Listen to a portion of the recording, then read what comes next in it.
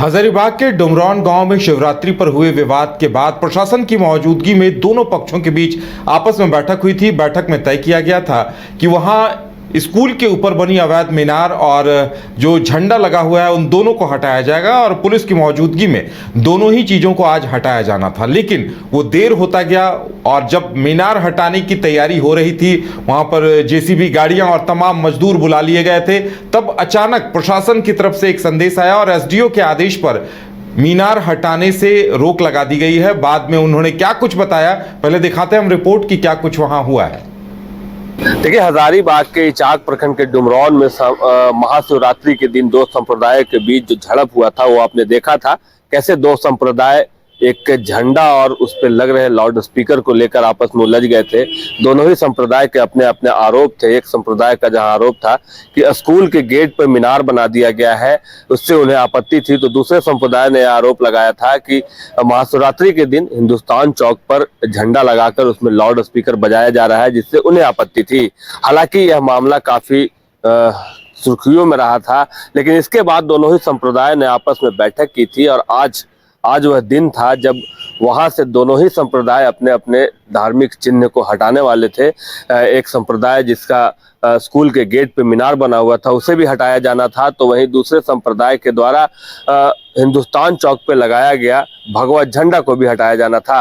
हालांकि यह प्रक्रिया चल ही रही थी और आज तय समय के अनुसार सभी चीजें नियम के अनुसार की जा रही थी। हाइड्रा वाहन भी वहां पहुंच गया था, दोनों ही संप्रदाय के लोग भी वहां पहुंच गए थे, झंडे भी उतारे जा रहे थे। लेकिन इसी बीच सदर एसडीओ लोकेश बारंगे वहां पहुंचते हैं और इस पूरे कार्य को वहीं रोक देते हैं।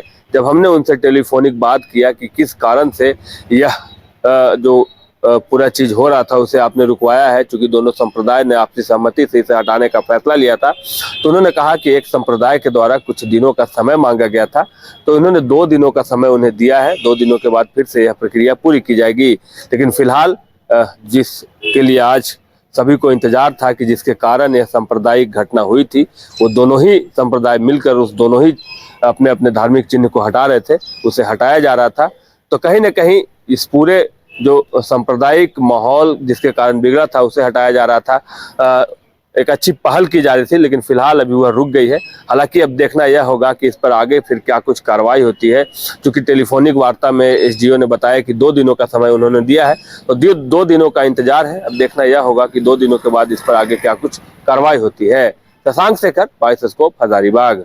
तो हजारीबाग में डुमरौन में आपसी सहमति से मीनार और धर्म ध्वजा दोनों हटाने पर सहमति बनी थी और हटाने की तैयारियां पूरी हो चुकी थी। जेसीबी मशीन भी मंगा ली गई थी, मजदूर भी आ गए थे, लेकिन ऐन वक्त पर यह फैसला रोक दिया गया और मीनार तोड़ने पर रोक लगा दी गई। अब बड़ा सवाल यह उठता है कि आखिर किसके आदेश पर अंतिम वक्त में यह रोक लगाई गई। ज्यादा जानकारी के लिए इस वक्त हमारे साथ हमारे संवाददाता शशांक हजारीबाग से जुड़े हुए हैं। और शशांक, क्या कुछ हुआ इस पर और क्या कुछ डेवलपमेंट है इस पूरे मामले को लेकर?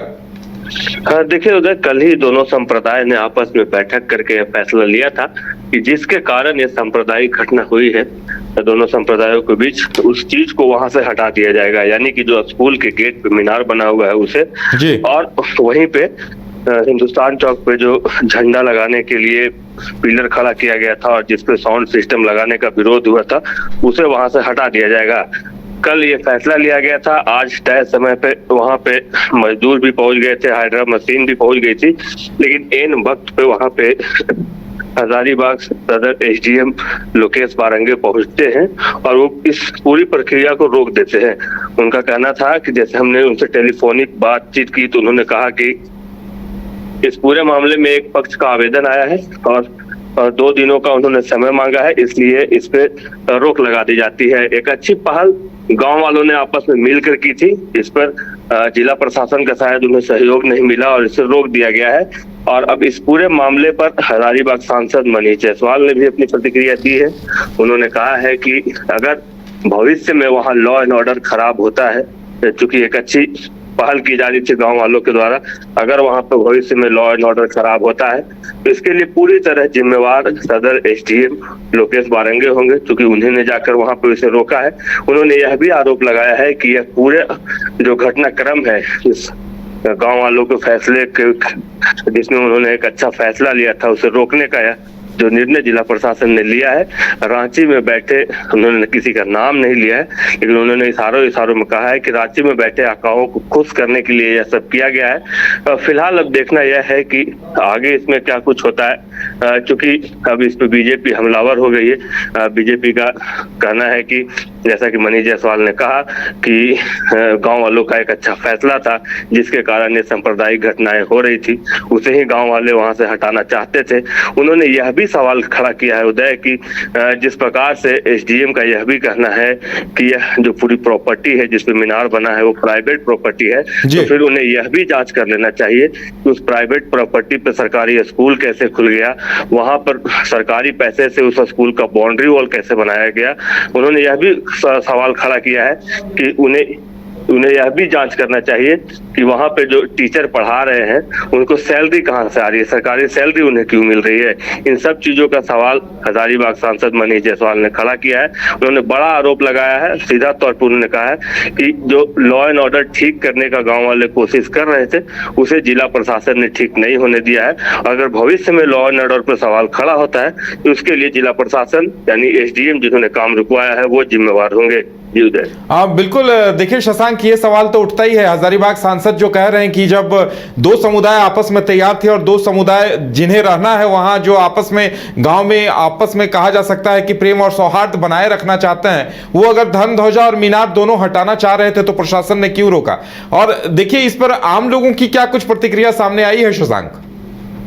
देखिए अभी तक तो हजारीबाग सांसद की ही प्रतिक्रिया सामने आई है। आम लोग जो बुद्धिजीवी लोग वहां उपस्थित थे उनकी भी प्रतिक्रिया उस समय जो थी, हालांकि उन्होंने मीडिया से बात करना नहीं चाहा, लेकिन उनकी भी प्रतिक्रिया यही थी कि जब गांव वाले ही तैयार हैं और गांव वाले ही इस पूरी समस्या का निदान करना चाहते हैं तो फिर जिला प्रशासन इस समस्या का निदान क्यों नहीं होने देना चाहता है। आपको बता दूं इस पूरे घटनाक्रम में किसी भी नेता का इन्वॉल्वमेंट कम देखने को मिला था। एक अच्छी बात यह थी गांव वाले खुद सब चीजों का निर्णय ले रहे थे। जिला प्रशासन और पुलिस बल सिर्फ वहां पर सुरक्षा के लिए मुस्तैद थी, आज भी सुरक्षा बल मुस्तैद थे।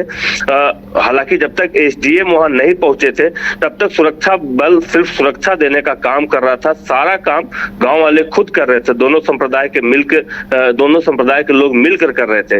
लेकिन एसडीएम पहुंचते हैं उसके बाद सारे कामों पर रोक लगाया जाता है। और जब ये रोक लगाया गया था तो उस समय हालांकि मीडिया से गांव वालों ने बात नहीं किया, लेकिन सारे भौचक्के थे। सारे लोगों का यही कहना था कि जब हम लोग खुद से इस समस्या का निदान चाहते हैं तो जिला प्रशासन इसमें दखल अंदाजी क्यों कर रहा है। जी उदय। चलिए शशांक, हमारे साथ जुड़ने के लिए और तमाम जानकारी देने के लिए आपका बहुत बहुत धन्यवाद। तो अब देखने वाली बात यह होगी कि प्रशासन इस पर अंतिम रूप से निर्णय क्या कुछ लेता है, क्योंकि हजारीबाग सांसद ने भी कह दिया है कि अगर स्थिति बिगड़ती है तो इसके लिए सीधे सीधे जिम्मेदार स्थानीय प्रशासन होगा।